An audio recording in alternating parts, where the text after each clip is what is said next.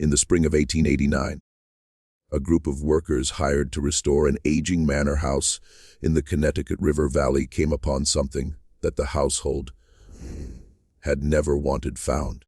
Inside a sealed gap between the original stone wall and a later oak paneling addition, they uncovered a packet of letters, 17 in total, bound with a black ribbon that had long since hardened into something more like wire.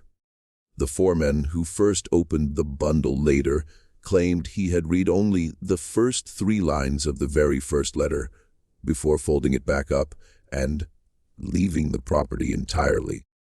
He never returned to claim his wages. The letters were addressed to a woman who had already been dead for more than 30 years. They detailed, with meticulous and incriminating precision, a chain of events stretching back to the winter of 1843.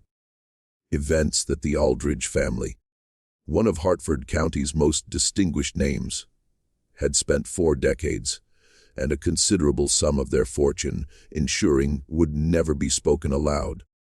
What those letters contained did more than embarrass the Aldridges. It destroyed them. Within 18 months of that find, the eldest son had fled to Canada under a false name. The family estate had been sold at auction to satisfy a flood of legal claims, and the family patriarch, 81 years old, half-blind, and still insisting everything was a fabrication, passed away in a rented room above a druggist's shop in Middletown, with no one by his side. Before we go further into the Aldridge family's story and the letters that brought them down, take a moment to subscribe and turn on the notification bell so you never miss a tale like this one. Let us know in the comments. Where are you listening from tonight? What city? What state? We want to know who is out there in the dark with us. Because the dark, as the Aldridges came to realize, has a very long memory. The Connecticut River Valley in the early 1800s was a place that took its respectability seriously. The towns that dotted the river, Middletown, Hartford, Wethersfield, Glastonbury, were old in the American sense, meaning they had existed long enough that their founding families had forgotten what uncertainty felt like. The valley had grown wealthy through trade, river commerce, tobacco, insurance, and manufacturing. By the 1840s, Hartford was the sort of city that sent its sons to Yale as a matter of course, expecting them to return ready to manage money, manage institutions, and manage appearances. In roughly that order. That sequence, money, institutions, appearances, was no accident. Appearances in Connecticut at that time were a kind of infrastructure. They sustained credit, which upheld commerce, which in turn upheld the household, the name, and the social standing. Managing appearances wasn't seen as dishonesty.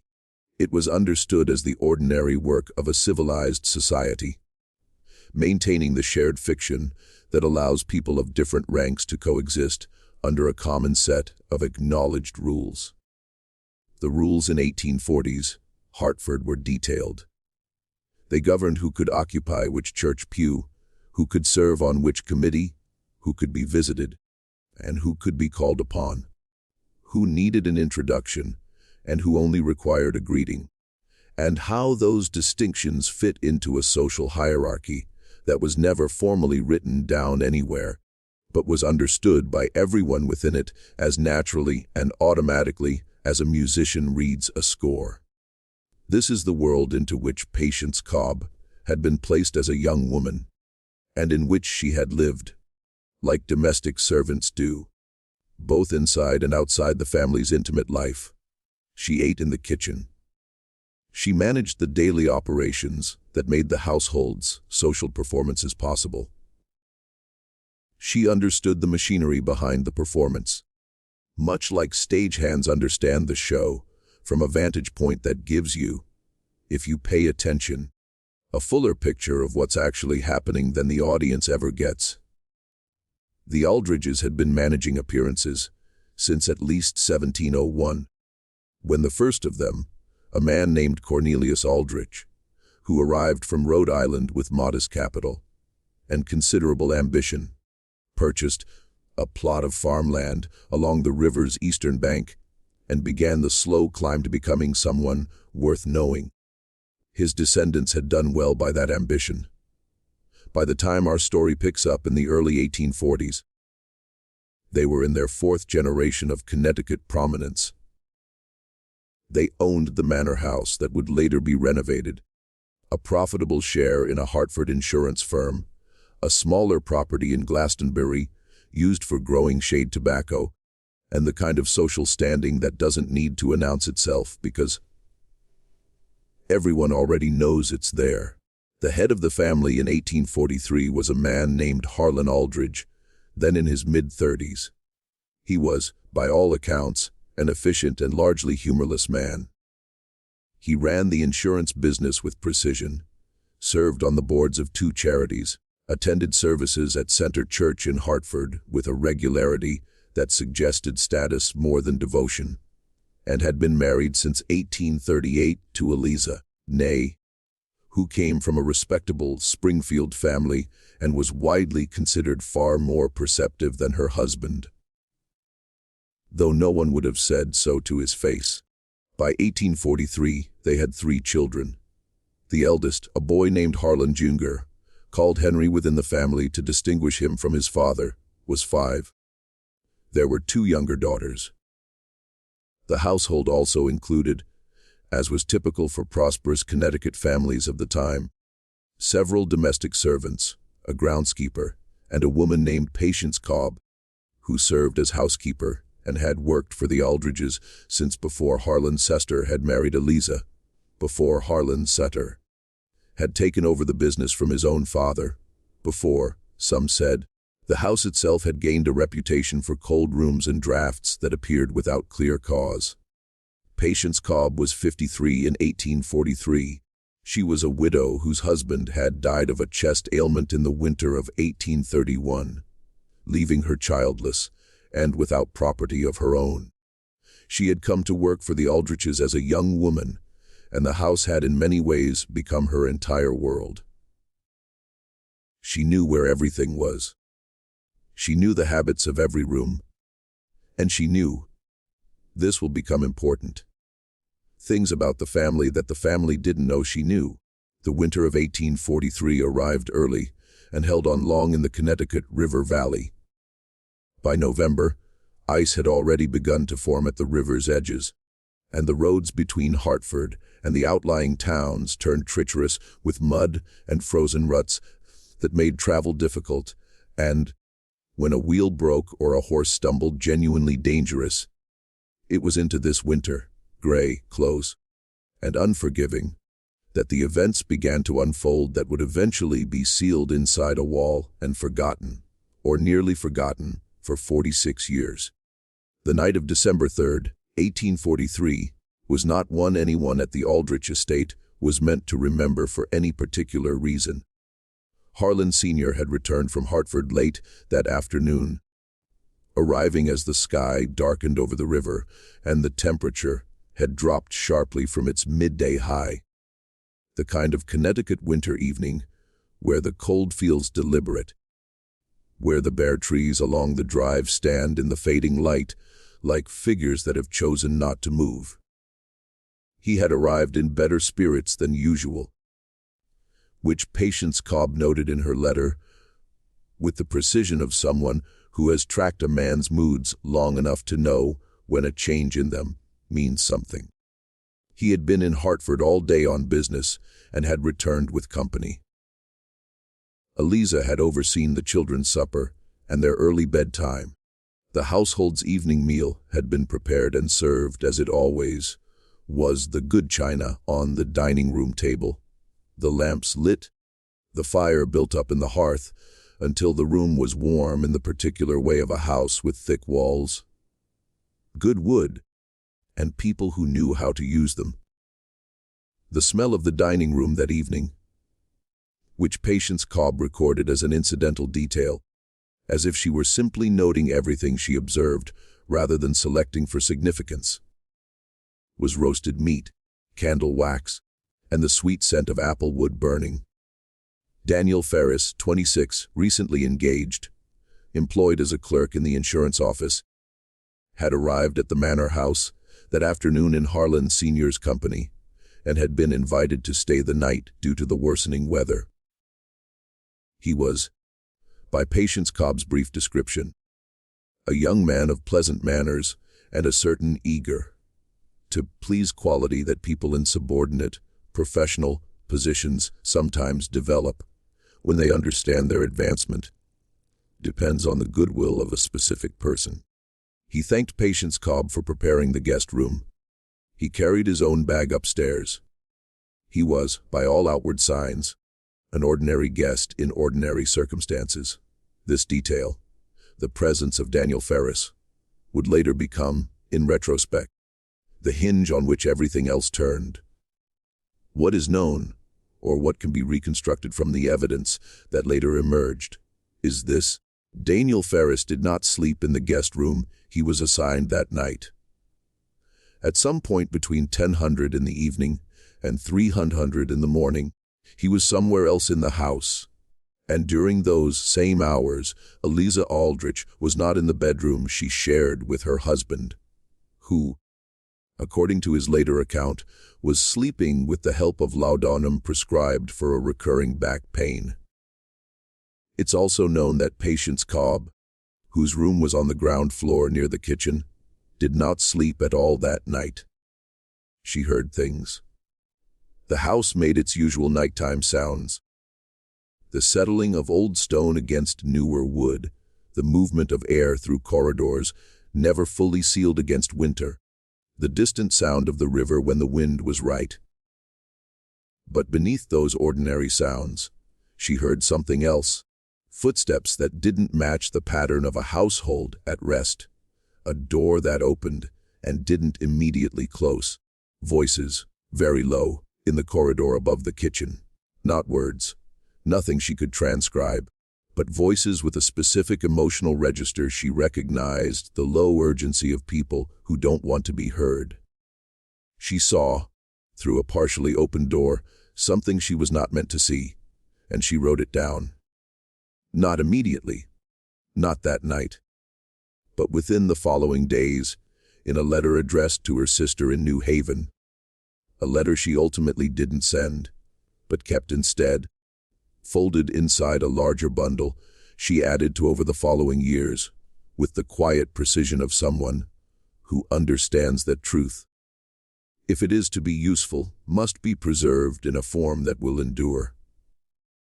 And the morning after Daniel Ferris spent the night at the Aldridge estate, he left before breakfast. Harlan Sr. saw him off at the door and, by all visible signs, parted from him in the ordinary manner of an employer, bidding a valued employee a safe journey. Eliza did not come downstairs until mid-morning, complaining of a headache. The children were kept in the nursery. 3 weeks later, Daniel Ferris resigned from the insurance concern, citing a desire to pursue an opportunity in Boston. Harlan Sr. gave him a letter of recommendation that was, by the standards of such letters, unusually warm. Ferris left for Boston in January 1844, and as far as the official record goes, had no further contact with the Aldridge family. But the official record, as Patience Cobb understood, is not the only kind. What Patience Cobb had seen through that partially open door on the night of December 3rd wasn't by itself the thing that unraveled everything. Affairs among the wealthy classes of mid-19th century New England were not exactly common knowledge, but neither were they unheard of. What made the Cobb letters? For that is what they eventually became, at least in the minds of the few who knew they existed. Different from a simple account of marital infidelity was what Patience Cobb understood about the context in which that night had occurred. To explain this, we need to go back slightly further to the summer and autumn of 1843, before Daniel Ferris arrived at the manor house with Harlan Sr. on that cold December afternoon. In the summer of 1843, a young woman named Mercy Dunbar had come to work at the Aldridge estate as a household servant. She was 17, the daughter of a farming family from Glastonbury, brought in to help with the extra labor after one of the other servants had left to marry.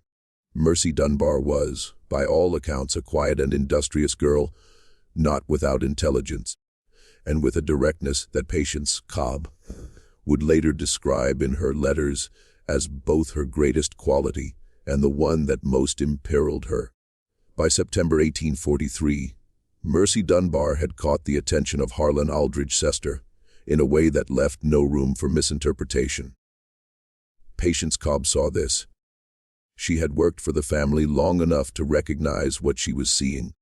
She also understood that the correct response, in the practical calculus of her position, was to see nothing, say nothing, and file everything away in the part of her mind where other such things were already filed.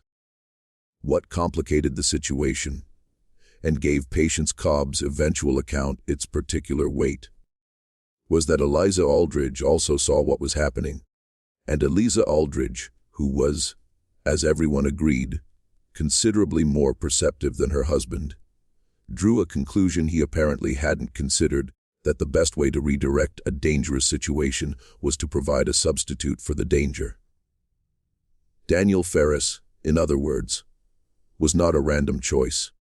He was a young man of modest means and significant ambitions, employed in her husband's own business, and therefore someone whose discretion could be reasonably counted upon. He was also, and Patience Cobb recorded this with careful precision, understanding she was writing history, someone for whom Eliza Aldrich had developed a genuine attachment over the preceding year through the ordinary social contacts of a businessman's household. Dinners, holiday gatherings, the incidental proximity of a small professional world. Whether Eliza's calculation was correct, whether she believed redirecting her husband's attention by occupying her own was a rational strategy, or whether the rationalization came later to explain something that had happened for simpler reasons, is a question the letters leave open. What they don't leave open is the sequence of events, or the fact that Patience Cobb, from her position of invisible domestic authority, had observed most of it with the thoroughness of a woman who had learned over decades that the powerful are observed most accurately by those they have learned to look through. By the spring of 1844, Mercy Dunbar had left the Aldrich household. The official reason was that she had returned to her family in Glastonbury. Patience Cobb's letters suggest a different story, that Mercy Dunbar had left because she had been given a sum of money and a clear understanding of what would happen to her family's tenancy on Aldrich land. The Dunbars rented from an estate connected to the Aldrich tobacco interest. If she failed to leave quietly and permanently, this too Patience Cobb had seen, and this too she had written down. The years following 1844 were, on the surface, years of consolidation and quiet success for the Aldrich family. Harlan Sr. expanded the insurance concern. The elder son Henry was sent to a preparatory school in New Haven, then to Yale as expected. The daughters made respectable marriages. Eliza Aldridge became, as the decades passed, the kind of matriarch praised for her composure and charitable work, a woman whose early beauty had settled into a kind of serene authority. If she and Harlan Sr. had an understanding between them, if the events of December 1843 had produced not rupture, but a particular kind of equilibrium, a shared knowledge binding them together in the way mutual compromises do, it showed nowhere visible. They appeared to the world as they always had. Patience Cobb watched all of this. She continued to work for the family until her own age and failing health required her to retire in 1871, at which point she accepted a pension from the estate and moved to the home of a niece in Middletown. She was 71. She took with her, in a cloth-covered document box that had belonged to her husband, the letters she had been writing and accumulating for 28 years. She died in 1875. The box passed to the niece, who had been told clearly and repeatedly not to open it, to keep it intact, and to surrender it only if anyone came asking, only to Eliza Aldridge herself or to her direct heirs, and only if they came asking honestly, meaning they already knew what was inside. No one came. Eliza Aldridge died in 1877. Harlan Sr. outlived her by 12 years, dying in 1889, the same year the workers opened the wall. In those intervening years, from Patience Cobb's retirement to her death, and the years after, the Aldridge family continued performing the rituals of Connecticut prosperity with the automatic fluency of people who have never had reason to question whether performance and reality were the same thing. The manor house was improved, new rooms added to the eastern wing, the original stone foundations reinforced, certain interior walls rebuilt to accommodate updated plumbing and heating. It was during one of these earlier renovations, sometime in the late 1850s or early 1860s, that the cavity in the wall had been created, or at least altered to its final form. Who placed the letters, there isn't entirely clear from the documentary record. But the timing suggests it was after Patience Cobb had left domestic service. Whether she placed them herself, on some final visit to the house, or through an intermediary, or whether they arrived in the wall by a different chain of hands, is one of the small unresolved questions the story leaves permanently open. What's easier to account for is why they were placed there at all, rather than burned, kept openly, or surrendered to a lawyer. The answer, when you consider the position Patience Cobb occupied, is not mysterious. A domestic servant who possessed documents damaging to her employer was not, in mid-19th century Connecticut, someone with many options for how to use them. She couldn't publish them. She couldn't give them to a lawyer on her own. Since the legal system of the period offered limited standing to a woman of her station, and none at all to someone making claims against a family like the Aldridges without substantial resources to sustain a case, she could try to extract some benefit by threatening disclosure. But that required a willingness to be destroyed in the process, because the Aldridges had tools for discrediting a domestic servant that she had no tools to answer. What she could do, and did, was keep. She kept the letters because keeping them was the only form of preservation available to her. And she placed them eventually somewhere they wouldn't be destroyed by accident or by the tidying impulses of a household that would otherwise have had every reason to clear out the papers of an elderly retired housekeeper. A wall is not a safe, but a wall is permanent in a way a drawer, trunk, or document box left to a niece is not quite permanent enough. The wall held them for somewhere between 20 and 30 years. It held them through 2 changes of household staff, through the deaths of both of Henry Aldridge's parents, through the conversion of several rooms to new purposes, and through the ordinary erosion of time on a house maintained, but not loved, kept functional but not cherished, operated as a property rather than inhabited as a home. And then the workers came with their tools in the spring of 1889. And then the wall gave them up. And the foreman read 3 lines and walked away, and the story that Patience Cobb had spent 28 years writing down began at last its journey toward the light. The niece, whose name was Clara Howd, was still alive in 1889. She had kept the box for 14 years undisturbed. And when she read in the Middletown newspaper a brief item about renovations at the old Aldridge estate, she made a decision. She didn't send the letters to the family. She sent them to the family's lawyer. Not the current one, but the previous one, a man named Solomon Graves, who had retired from practice in Hartford and was known to have accumulated over his long career a quantity of information about powerful families that made him someone worth staying on reasonable terms with. Solomon Graves received the box from Clara Howard in April 1889. He read its contents over 3 days. Then he wrote 2 letters. The first was to Henry Aldridge, Harlan Gender, now in his early 50s, the family patriarch in his father's absence. The second was to a man Henry Aldridge had never heard of, a journalist in New Haven. He sent both letters on the same afternoon. If you're finding this story as unsettling as we intended, you're in the right place. Leave a comment with your theory. What do you think Patience Cobb saw that winter night?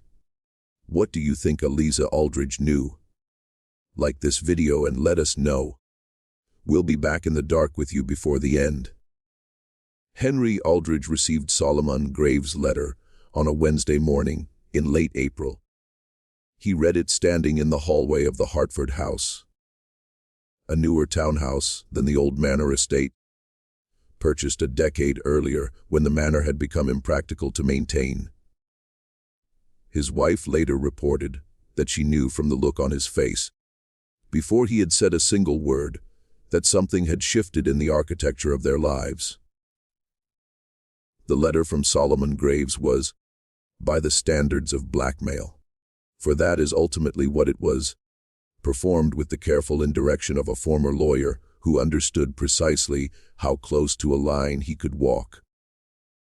A masterpiece of its genre, it did not threaten, it informed. It conveyed the existence of a collection of letters describing events involving the Aldridge family between 1843 and 1871.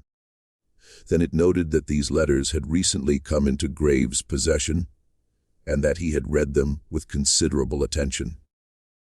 It expressed, in measured and almost sympathetic language, concern about what might happen if their contents became known to persons outside the legal and confidential context in which Graves was sharing this information. And it concluded with a suggestion that a meeting between Graves and Henry Aldridge, at a time and place of Aldridge's choosing, might be productive for all parties. It said nothing about the journalist in New Haven. That letter, sent the same afternoon, told a different story to a different audience. Henry Aldridge did not respond to Graves's letter immediately. He was, by temperament, a man who didn't act under pressure, who believed less in the way of men who have grown up watching power operate from a safe distance. That any problem can be managed if you don't panic, don't speak, and don't move too quickly. He spent a day and a half doing nothing visible, which is to say, he spent a day and a half doing a great deal internally, reviewing the family's exposure, considering who else might know about the letters, calculating what Solomon Graves might actually want versus what he had said he wanted, and trying to determine whether there was any possibility that the contents of those letters were different from what his own memory and certain suppressed family knowledge suggested they would be. He had known, in some general way, about events in the 1840s that were not discussed. He had known, in the way children know things absorbed from the atmosphere of a household, rather than from direct disclosure, that there were arrangements and understandings in his parents' marriage that were not for public consumption. He had not known about Patience Cobb. He had not known that 28 years of domestic observation had been transcribed with the care of someone who understood that testimony, to be credible, requires specificity, and that specificity requires attention. And that Patience Cobb had paid attention with a thoroughness that would have impressed a trained investigator. He had also not known, and this is the dimension of the situation the letters made newly visible to him, how thoroughly his own childhood had been shaped by the management of a secret. He could look back now at certain things he remembered from his boyhood, the way certain conversations stopped, when he entered a room, the inexplicable coolness that had settled between his parents during a period in 1844 that he had been too young to parse at the time, and had since attributed to ordinary domestic friction the departure of a household servant he had barely known by name, whose absence had not been explained to the children. He could look back at those things and understand now that they were not random moments of domestic weather. They were the visible surface of something carefully kept below the surface, specifically so that he would not understand it. This is one of the more disturbing features of the Aldridge story. Not only that harmful things were done, but that the children of the people who did them had been deliberately kept in the kind of comfortable ignorance that would allow them to carry the family name forward without the weight of what they were carrying. Henry Aldridge had been raised, in other words, to be a vehicle for his family's respectability without being told what that respectability had cost, or who had paid the cost, or that the cost existed at all. He had been prepared for succession into a world already in debt in ways he was not permitted to see. What finally moved Henry Aldridge to respond was not the letter from Graves. It was a conversation 3 days after receiving Graves's letter with a distant cousin who lived in New Haven and who mentioned, in the course of an apparently casual social call, that he had heard something interesting. A journalist he knew, a man named Edwin Pell, who wrote for one of the smaller New Haven papers, had been approached with a story about an old Connecticut family. The cousin didn't know the details. He had thought Henry would want to know. He said it in the tone of someone who is doing you a favor and understands that favors have weight. Henry Aldridge understood, in the space of that conversation, what Solomon Graves had actually done. The letter to the family and the letter to the journalist had not been alternative strategies deployed in sequence. They had been simultaneous. Graves had not offered Henry Aldridge a private settlement in preference to public exposure. He had offered both at once, and the letter to the journalist was not a threat to be deployed if negotiations failed. It was already deployed, already in motion, and already introducing the story of the Aldridge family into a world Henry Aldridge could not fully see or control. The reason for this, why Graves would take an approach that maximized his leverage but also maximized the risk of actual exposure, became clearer when Henry Aldridge began asking careful questions of people who knew Solomon Graves. What he learned was that Graves, now in his late 60s, was not well. He had a condition of the liver that his physicians expected would be fatal within the year. He had no heirs. He had, over a long career handling the private disasters of prosperous families, accumulated a great deal of knowledge that he had never been able to convert to the kind of security he wanted. Not blackmail money exactly, but something more like acknowledgement, recognition, the satisfaction of being known, even by one person, as someone who had held power over power and had used it according to his own judgment. He was, in other words, not maneuvering for money. He was maneuvering for consequence. He wanted to see what happened. This understanding did not make Henry Aldridge's position easier. It made it considerably harder, because a man who wants money can be bought, and a man who wants revenge has a price that can sometimes be identified and paid. But a man who wants to watch, who has arranged the pieces on a board and is simply waiting to see them move, is a man who is not, in any straightforward sense, negotiating at all. Henry Aldridge went to see Solomon Graves in Hartford at the retired lawyer's home on Asylum Street on the first Tuesday of May, 1889. The conversation they had that afternoon lasted, according to a note Graves made in his personal journal, which survived, having been acquired with his other papers by a Connecticut historical archive, for approximately 2 hours. Graves recorded only a few lines about it. He wrote that Aldridge had come in expecting to find something he could address and had left understanding that he was inside something he could not address. He wrote that Aldridge was beneath the composure, frightened in the specific way of people who have spent their lives believing their family name was a form of protection, and who have just discovered that it is, instead, a form of exposure.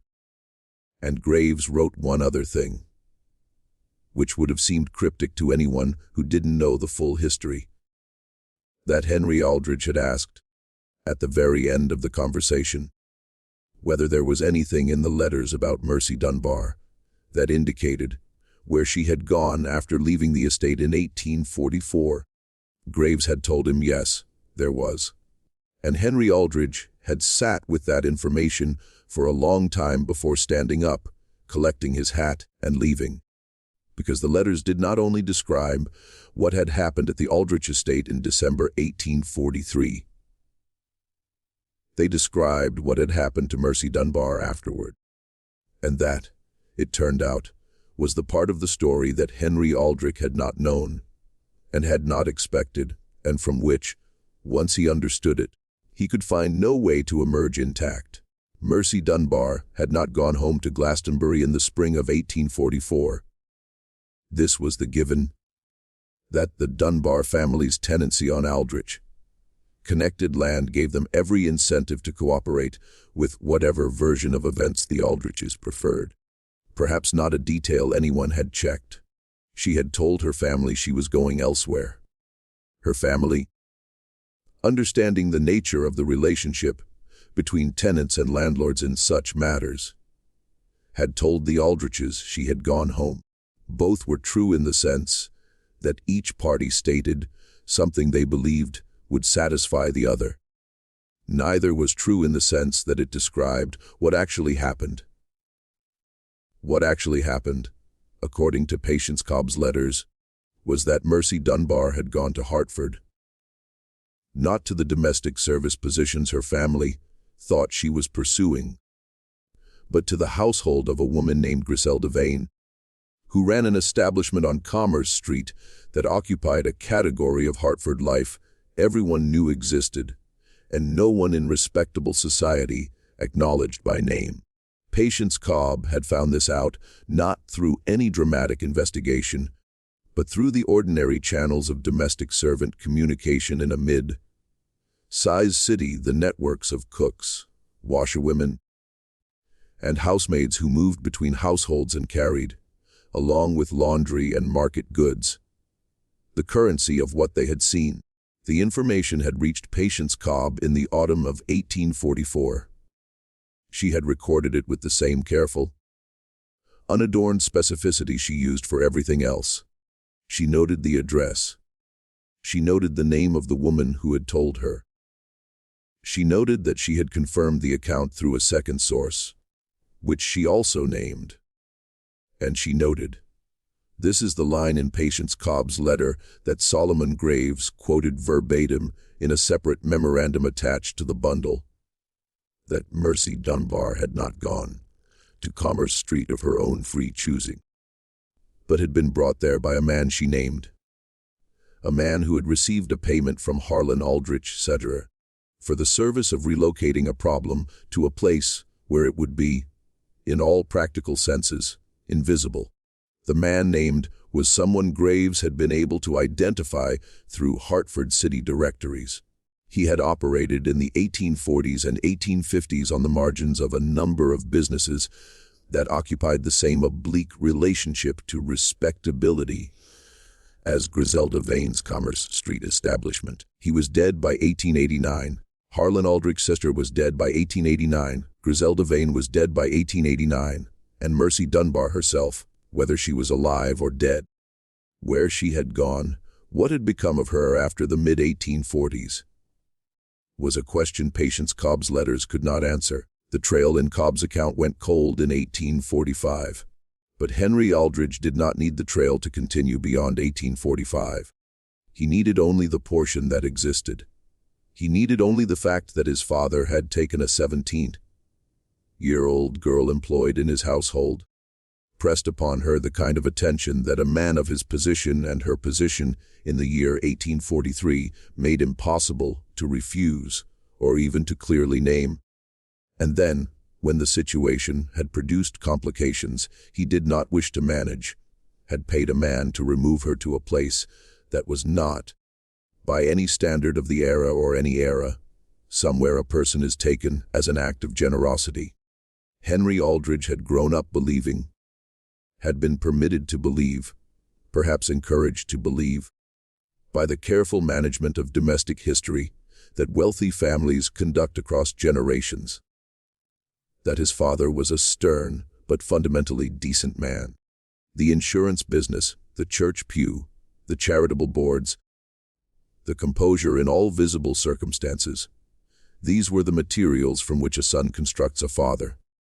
And those materials, as Henry Aldridge sat in his Hartford townhouse in the first week of May 1889 and read Solomon Graves' memorandum, were dissolving. This is where it is necessary to consider what the letters meant not only to the family, but to the specific historical moment in which they surfaced. By 1889, the United States had been debating for nearly 3 decades the meaning of what had occurred before the Civil War. What had been permitted, what had been concealed, what the comfortable classes of the antebellum North had known and chosen not to examine. Hartford in 1889 was a reforming city, or at least a city that understood reform as a public value, whatever private accommodations its prominent citizens made with the past. The newspapers covered labor questions, temperance, the condition of women, the responsibilities of the wealthy to the less fortunate. It was not, in other words, a moment when a story about a prosperous Hartford family and a 17-year-old servant girl could be received as a minor social embarrassment. It was a moment when that story meant something specific, and when the people who read it would know exactly what it meant.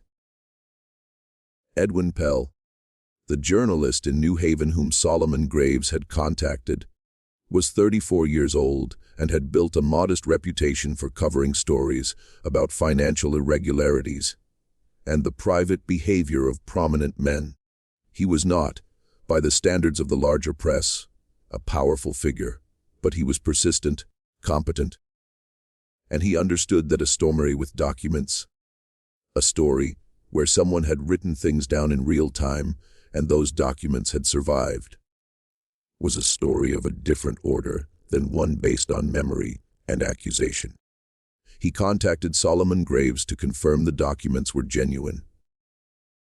Graves provided him not with the letters themselves, but with his memorandum and 3 specific passages, transcribed verbatim from Patience Cobb's account, embellished with dates and contextualizing details that would allow a careful reader to verify them against public records. The address on Commerce Street, the name of the man Harlan Sr. had paid, the dates of Mercy Dunbar's employment at the Aldrich estate and of her departure. Pell spent 2 weeks checking what could be checked. The Commerce Street establishment was in city directories from the period. The man Patience Cobb had named had a documented existence. The dates of Mercy Dunbar's employment could be triangulated against parish records from Glastonbury, which listed her family and her own baptism. He went to Hartford. He asked questions of people who had known the Aldrich family in the 1840s. Most declined to speak. 2 of them did not. One was a retired clerk from the insurance concern who had worked there from 1840 to 1855 and remembered Daniel Ferris with a precision that surprised Pell, given the 45 years that had passed. The other was an elderly woman who had been a neighbor of the Aldrich estate and said only that she had always wondered about that winter, and that some things you see you cannot explain away, no matter how long you try. Just when we thought we understood the shape of this story, the ground shifted again. If this history is sending a chill through you, the kind that comes not from the impossible, but from the completely, terribly possible, Share this video with someone who loves dark mysteries. Hit that like button. Subscribe. We are going deeper before we come out the other side, and the story appeared in the New Haven paper on June 14, 1889. It was not by the standards of later journalism. A long piece, perhaps 4 columns, and it was written with the careful hedging of a journalist who understood libel law and the difference between what he knew and what he could prove. But it was specific. It named the Aldridge family. It described the general nature of the letters and the circumstances of their discovery. It reported what could be confirmed about Mercy Dunbar's background and employment at the estate. And it reported, in guarded but unmistakable language, the documented connection between Harlan Aldridge, Sestard, and the Commerce Street establishment. The New Haven paper had a circulation of modest size, but stories travel in ways circulation figures do not capture. And this particular story traveled quickly. It was picked up within a week by a Hartford paper, and then by a Springfield paper, each with their own additions and framings, each adding the particular texture of a community that had known the Aldridge family in some capacity and now found itself looking at what it had known through a new lens. The Hartford piece was notably cautious, Hartford being a city where the Aldridge had social connections a local editor would have been aware of. But caution, when it takes the form of carefully worded non-denial, communicates almost as much as assertion. What the initial coverage did not include, because Pell had not yet received the physician's document, was any account of what had happened to Mercy Dunbar after 1845. The first article described her as a young woman who had been employed by the family, and then removed from that employment under circumstances that raised questions. The questions it raised were serious enough. They situated Harlan Aldridge, Sr. within a pattern of behavior toward a vulnerable employee that readers of 1889, not all readers, not readers everywhere, but readers in the kind of reforming northeastern city that Hartford and New Haven had become, were primed to evaluate with a severity that would not have been universal 20 years earlier. The temperance movement had changed certain conversations. The emerging discourse around the condition of working women, the investigations into industrial labor that had produced legislative attention in Massachusetts and Connecticut both, and the spreading influence of settlement house reformers who documented what actually happened to young women of limited means when the system supposedly designed to protect them failed. All of this had created by 1889 an audience that knew how to read between the careful lines of a newspaper story and identify the reality being described. It did not fully know how to identify who was doing the describing. Patience Cobb's name did not appear in any of the articles. She was referred to only as a source whose written account had been preserved and authenticated. The question of who she was and why she had spent 28 years recording what she had seen was left largely as an absence in the center of the narrative. This absence was noticed by some readers who wrote to the paper asking about it. Pell did not identify her publicly. He had made a decision when he understood the nature of what she had done and who she had been, that naming her served no purpose she would have endorsed. She had not wanted credit. She had wanted the truth to survive. It did not fully know how to identify who was doing the describing, but it knew exactly how to receive what was being said. And what was being said, even in the carefully hedged language of the first article, was that a man of significant social standing had used that standing to harm a young woman in his employment and had then used the resources available to him to make that harm disappear. It did not name Patience Cobb. It attributed the source of the documents to a legal intermediary unnamed. It did not reproduce the letters directly, but it provided enough specificity that people who knew the family and people who wanted to know more had a framework within which to ask their own questions. And the questions, once started, did not stop. Henry Aldridge learned of the article the morning it appeared through a telegram from his cousin in New Haven. He had known it was coming, had known since the conversation with Solomon Graves that the journalist already had materials. But knowing a thing is coming and experiencing its arrival are different states. And the difference in this case was considerable. He spent that morning making decisions. He did not respond to the article publicly. He sent a letter to the editors of 2 Hartford papers through his own lawyer indicating that the family reserved the right to pursue legal remedies for false and damaging publication. The Hartford papers ran brief items acknowledging the story and noting the family's response. What he did not do, and what this particular aspect of the Aldridge story makes significant, was seek out any information about Mercy Dunbar beyond what Graves had told him. He did not try to find her. He did not attempt to determine what had become of her after 1845. This omission was noticed by Pell, who wrote about it in a follow-up piece in August, and its significance was left for readers to interpret. The follow-up piece was the one that did the serious damage. By August, Pell had been in correspondence with people the first article had shaken loose. People who had known the Aldriches in the 1840s. People who had known Griselda Vane's establishment. And people who existed in that stratum of a mid-19th century city that keeps its own records, even when the official records are silent. One of these correspondents provided a document that Pell had not expected to find. A record kept by a physician who had provided irregular services to Vane's establishment in the late 1840s. The physician was dead. The record had passed through a chain of transfers, too complicated to summarize, into the possession of a medical society that had not examined it. It contained, among other entries, a reference to a young woman referred to by a first name consistent with Mercy Dunbar's, receiving treatment in the spring of 1845 for a condition the physician's careful notation described in the language of the period, which was obscure, but which Pell had shown to 2 practicing physicians who confirmed its meaning without ambiguity.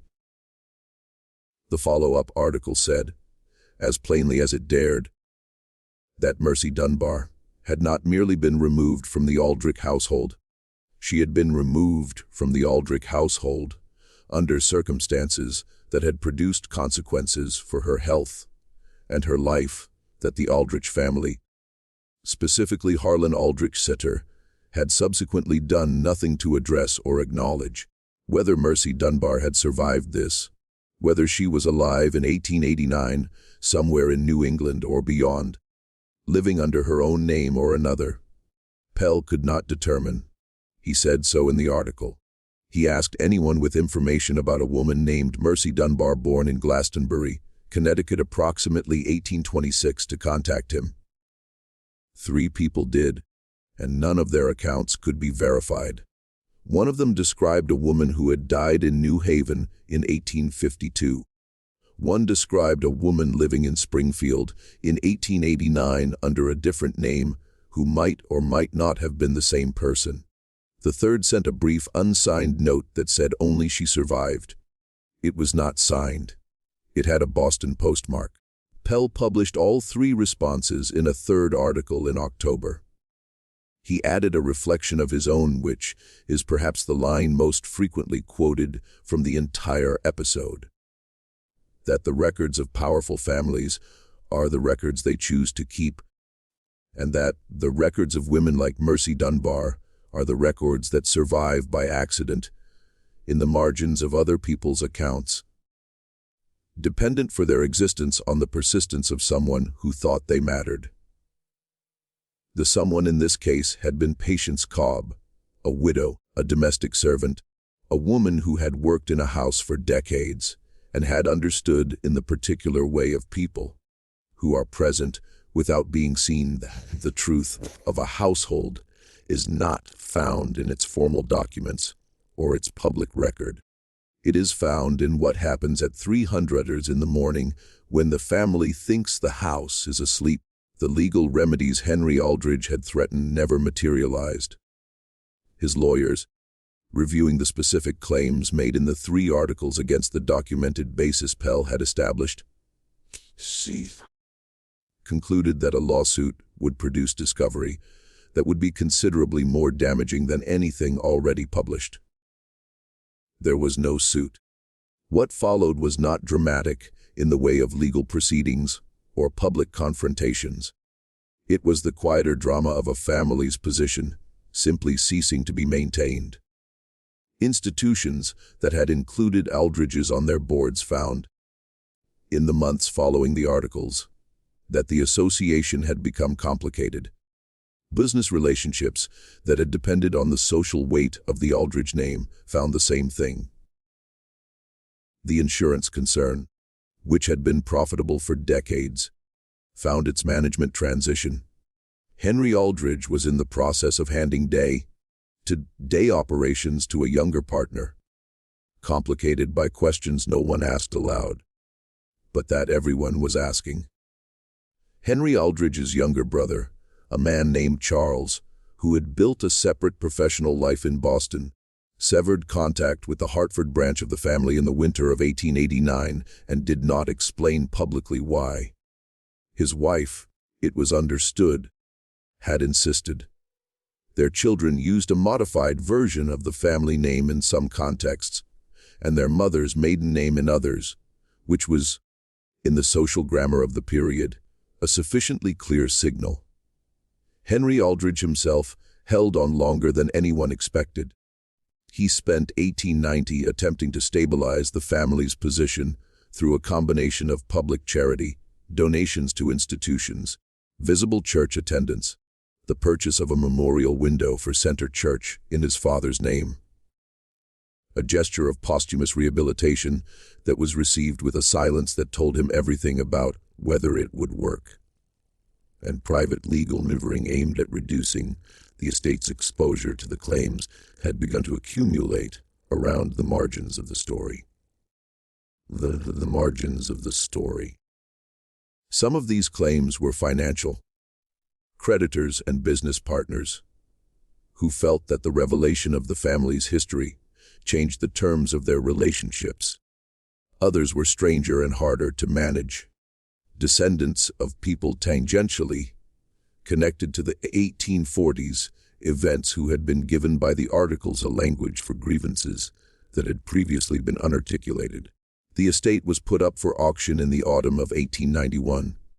The old manor house, the tobacco property in Glastonbury, the Hartford townhouse, all of it went over the course of 18 months of legal proceedings to satisfy a combination of debts and settlements that the Aldridge family's reduced income and social position could no longer service. The auction of the manor house contents was reported in the Hartford Courant in a single paragraph, which noted that the house had been purchased by a manufacturing concern that planned to demolish the original structure and use the property for a different purpose. It made no mention of the wall. Henry Aldridge left Hartford in 1892. He went to Canada, as had been reported, specifically to Montreal, where he had a connection through the insurance industry and where his family name meant nothing. He lived there until 1907, working in a modest administrative capacity for a commercial firm, and died without having returned to Connecticut. Whether he died in peace or in something else is not recorded. Harlan Aldrich Sr., the patriarch, the man whose actions in the winter of 1843 had set all of this in motion, died in the Middletown rented room in the autumn of 1889, a few months after the first article appeared. He had been informed of its publication. His reaction, as reported by the druggist whose shop was below his room, and who was the closest thing he had to an attendant in those final weeks, was to say that it was all lies and fabrications, that he had never done anything that was not in accordance with his position and his times, and that the people responsible for spreading such material were no better than common criminals. He said this more than once. He said it with conviction. He was not, as far as anyone could observe, troubled by doubt. This is, perhaps, the most unsettling detail in the entire story. Not the events themselves, not the letters in the wall, not the trail of documents that Patience Cobb assembled across 3 decades, but the old man in the rented room insisting until his last days that he had done nothing wrong. Because he was speaking, in some sense, from inside the logic of his own world. The world in which his position entitled him to certain behaviors, in which the people below him, in that world existed primarily in relation to his needs, in which the management of consequences was simply what a man of his standing did when circumstances required it. He was not performing innocence. He believed it. Solomon Graves lived long enough to read all 3 of Pell's articles. He died in December of 1889, 6 months after sending the letters to his 2 different destinations. His personal journal, the one that survived into the historical archive, ends in November with an entry that is brief, and that does not, despite everything, sound like the entry of a satisfied man. It says only that he had hoped to know what had become of the girl, and that he did not, and that this would have to be enough. Clara Howd, Patience Cobb's niece, was never contacted by any journalist or lawyer. She had transferred the box to Solomon Graves and had asked nothing in return except to know that it had gone somewhere that would do something with it. She lived until 1898. Whether she ever read the articles, whether she knew the outcome of what she had set in motion, is not recorded. The man who had done this, the man who had set every domino falling, was neither Solomon Graves nor Edwin Pell, nor any of the named participants in the unraveling. It was Patience Cobb, dead 14 years before any of it happened, who had spent 28 years of service to a family writing down with careful and uncompromising attention the things they would have preferred to vanish. She had not done it, apparently, to destroy them. Her letters, in their tone, are not angry documents. They are witnessing documents. She wrote in the manner of someone who believes that what happens deserves to be recorded, not because recording it will fix anything, not because justice is guaranteed, but because the alternative, the wall, the official version, the story that the powerful tell about themselves, is its own kind of harm. She was right about that. And the foreman who walked off the property without collecting his wages on the day the wall was opened was, in his small and practical way, also right. Some things, once you have read the first 3 lines, you understand you are not going to be able to put down. This mystery shows us something that every era understands and every era forgets. That the records of the powerful are kept by the powerful, and that the records of everyone else survive by accident, by persistence, and occasionally by the stubbornness of a woman with a cloth-covered box and 30 years of careful attention. What do you think of this story? Do you believe everything was revealed? Do you think Mercy Dunbar sent that unsigned letter from Boston? Leave your comment below.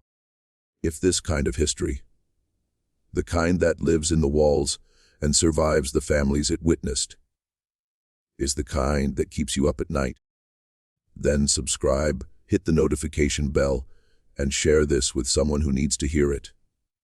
We will be back in the dark. We will see you in the next story.